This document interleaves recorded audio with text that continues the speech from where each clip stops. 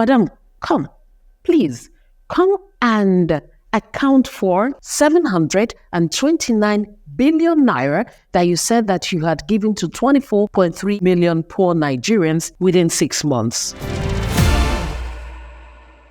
Achoo! It is said that when somebody's name is called where they are not present, they will be sneezing wherever they are. Many people will sneeze in this country very soon. Do you know why? Well, a federal high court in Lagos has asked the former minister of the Ministry of Humanitarian Affairs, Disaster Management and Social Development, Sadiya Umar Farouk, that, Madam, come, please, come and account for 729 billion naira that you said that you had given to 24.3 million poor Nigerians within 6 months. You know the major thing why a lot of people will need this, because they'll be sneezing a lot. She will need to provide a list of these 24-point-something million Nigerians, their names, addresses, how much they were given, the states, how much each state got. Now imagine maybe they didn't do what they were meant to do. Where will those names come from? That is why I say it's just prepare in case. But if they did the right thing, they shouldn't worry about it. Let's wait to see, because 700 plus of billion naira could have gone a long way in helping the people of this country. Are you aware that the president of Kenya sacked half of his cabinet, if not almost all the members of his cabinet? Well, he did. Because after that protest, the protest hasn't really died down, because the young people are still saying, Ruto must go. They don't vex rich like that.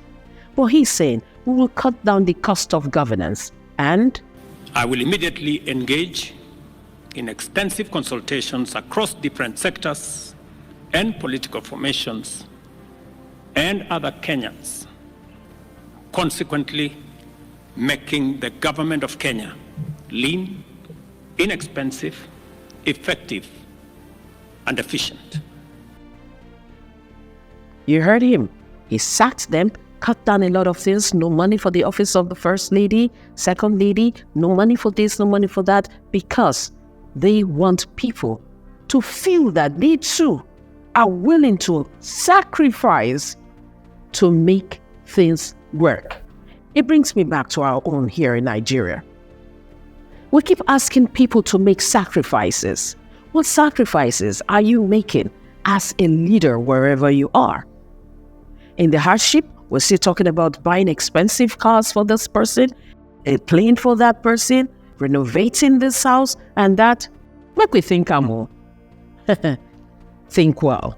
But for those of you in Kenya, maybe give your president a chance. He may just mean it. And for other African leaders, the sooner you learn from another person's experience to know that the young people are getting angrier, the better for all of us.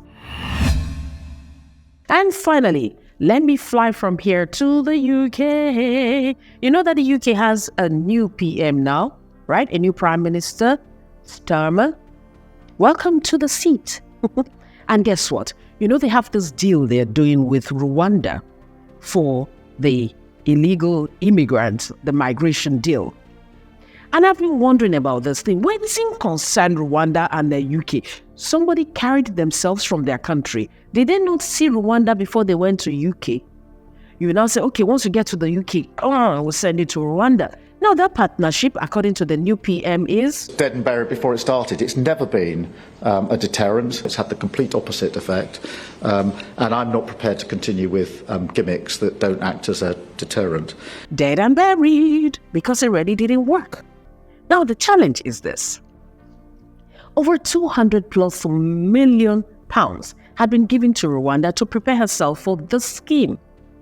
Now that it has been cancelled, who is going to refund or not?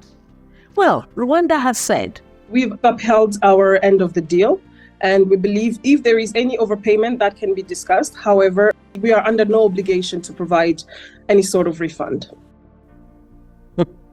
You heard their rep there. We're not the ones who cancelled this deal. You did, so we're not obliged to give you the money back.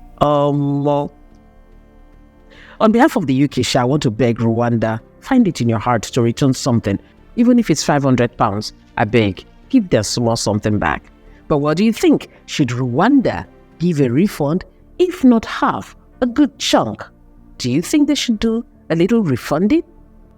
And on the final notes concerning this, nobody would want to migrate to any other country if their leaders, especially African leaders, are doing what they need to do. Who do you think want to stay in a sub-zero location where cold won't fire you? Sorry, my dear. Sorry. Hardly anybody.